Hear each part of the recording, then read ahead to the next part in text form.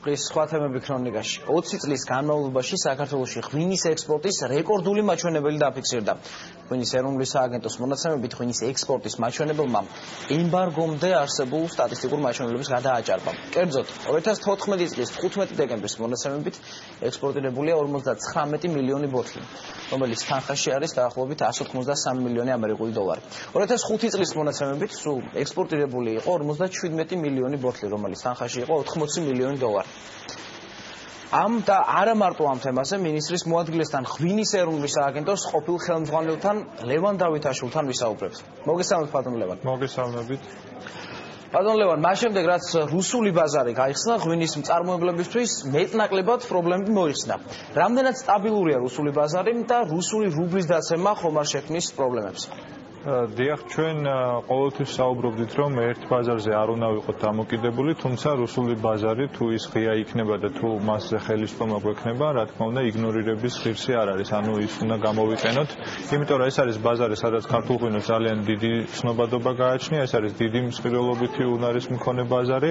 ბუნებრივია, რომ ეკონომიკური პრობლემები აისახება მოთხოვნაზე პრემიუმ სეგმენტშიც, სადაც ქართული ღვინოა პოზიცირებული, თუმცა ქართული ღვინის გაყიდვები ბოლო თვეებშიც კი მიუხედავად რუბლის დევალვაციის დაახლოებით სტაბილურად შენარჩუნებულია.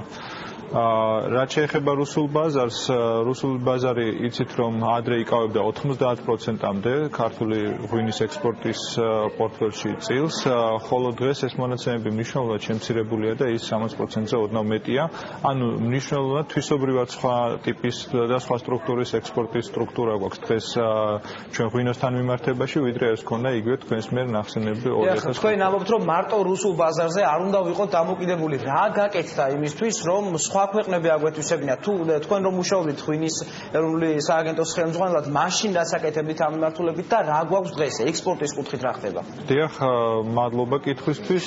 ჩვენ სულ ვამბობდით რომ არის სტრატეგიულად განსაზღვრული მიმართულებები, რომელზეც უნდა ვიმუშაოთ, იმიტომ რომ ქართულ ღვინოს ამ მიმართულებებში გააჩნია მეტი პოტენციალი. მსოფლიო დიდია, ასე მეტი ქვეყანაა, თუმცა ჩვენ ვერ გავწვდებით ყველა ქვეყანას ჩვენი მარკეტინგული აქტივობებით ან კომუნიკაციით. ასევე ფინანსური რესურსები, რომელიც ღვინის ეროვნულ სააგენტოს თუ საერთოდ საქართველოს სახელმწიფოს გააჩნია, ღვინის მწარმოებლებთან ერთად მაინც შეზღუდულია, ამიტომ ჩვენ ავირჩიეთ რამდენიმე ის მიმართულება, რომელიც ყველაზე მეტი შედეგის მომტანია ჩვენი აზრით და ამ მიმართულებებში ბოლო 2 წლის განმავლობაში ჩვენ ინტენსიურად ამ მიმართულებებისკენ ჩვენ ძალიან ინტენსიურად მუშაობდით. შედეგები მე ვფიქრობ რომ სახეზეა, შეგვიძლია სტატისტიკას მივმართოთ. დაახლოებით 30%-მდე ზრდა გვაქვს პოლონეთში, აღმოსავლეთ ევროპა ზოგადად ქართული ღვინისთვის ერთ-ერთი პრიორიტეტული მიმართულებაა, იმიტომ რომ ეს ყოფილი სოციალისტური ქვეყნებია, სადაც ქართულ ღვინოს გარკვეული ცნობადობა გააჩნდა, მაგრამ შემდგომ იყო წყვეტა და ეს წყვეტა შეიძლებოდა მარტივად დროის შედარებით მოკლე ხანში ჩვენ რაღაცნაირად აღვედგინა ჩვენი ინტენსიური კომუნიკაციით და პრინციპში ასეც მოხდა. რეგულარული აქტივობები ჩატარდა ღვინის ეროვნული სააგენტოს მხრიდან დარგთან ერთად პოლონეთის მიმართულებით ბალტიისპირეთის ქვეყნებში. ამავე დროს ჩვენ ავირჩიეთ სამხრეთ-აღმოსავლეთ აზია, რომელიც არის ყველაზე მზარდი მიმართულება საერთოდ ალკოჰოლის. დაახლოებით რამდენ ქვეყანაზეა საუბარი? ყველას ვერ ჩამოთვლით, ამის დრო არ გვეყოფა. ციფრი რომ გითხრათ, რამდენ ქვეყანაში გადის ქართული ღვინო? ქართული ღვინო 40-ზე მეტ ქვეყანაში გადის, თუმცა არის ქვეყნები, სადაც ქართული ღვინო პერიოდულად ჩდება ან ქრება, ეს არის ფრაგმენტული გაყიდვები, მაგრამ სტაბილურად ქართული ღვინო დაახლოებით 20 ქვეყანაში იყიდება და აი ამ მიმართულებებით ჩვენი ღვინო ფაქტიურად რეგულარულად იზრდება. კარგით, მოდით ახლა ციტრუსზე ვილაპარაკოთ. მოსავლის აღების სეზონი სრულდება. წინა წელთან შედარებით რა რაოდენობის მოსავალი იყო, წელს როგორია და რას აკეთებს? თქვა სახელმწიფოს ჩარევა, სუბსიდირება რამდენი იყო წელს? დიახ, მოგახსენებთ, წელს სამწუხაროდ იცით რომ ბუნებრივი მოვლენების გამო არის დაზიანებული ბაღებიც ციტრუსთან დაკავშირებით. შედარებით ნაკლებია ციტრუსის მოსავალი, ვიდრე ეს იყო წინა წელს, თუმცა ვფიქრობ რომ ფასების მიხედვით უკეთესი მდგომარეობაა, წელს უკეთესია ციტრუსის დაბინავების პროგრამაც და უფრო მეტად ორგანიზებულია სახელმწიფოს მხრიდან. იცით რომ სახელმწიფომ შემოიღო სუბსიდირება ინდუსტრიულად გადასამუშავებელ ციტრუსზე და თუ შარშან მუშაობდა ერთი საწარმო და იყო დიდი რიგები წელს ფაქტიურად ჩვენი მაქსიმალური ძალისხმევით ორგანიზება არის უმაღლეს დონეზე და ეს რიგები შემცირებულია. ფაქტიურად ყველა ჩამბარებელმა იცის მას როდის მოუწევს ჩაბარების დრო და შესაბამისად ადამიანებიც ეწყობიან ამ პირობებს.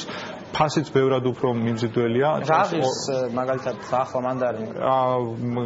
იცით ახლა უკვე საახალწლო დღესასწაულები ახლოვდება და მანდარინიც იზრდება, უკვე 60 წელიწადზე მეტია ამ შემთხვევაში ჩასაბარებელი მანდარინის ფასი, ინდუსტრიულად გადასამუშავებელი მანდარინის ფასი 20 წელიწადზე ნაკლები არ არის, ეს არის ჩვენი პირობა, რომ თუ საწარმოები 20 წელიწადს მეც გადაიხდია, მხოლოდ ამ შემთხვევაში სუბსიდირდება საწარმოებისთვის გადასახდელი თანხა 10 წელიწადში ადგენს სახელმწიფოს მხრიდან. სწორედ ეს მექანიზმი საშუალებას იძლევა, რომ ის რაც დაზიანებული მანდარინია ჩაუბარებელი არ დარჩეს და ფაქტიურად მოსახლეობა ყველა კილოგრამ მანდარინს შეძლებს რომ ჩააბაროს. დიდი მადლობა. სოფლის მეურნეობის მინისტრის მოადგილე ლევან დავითაშვილი იყო.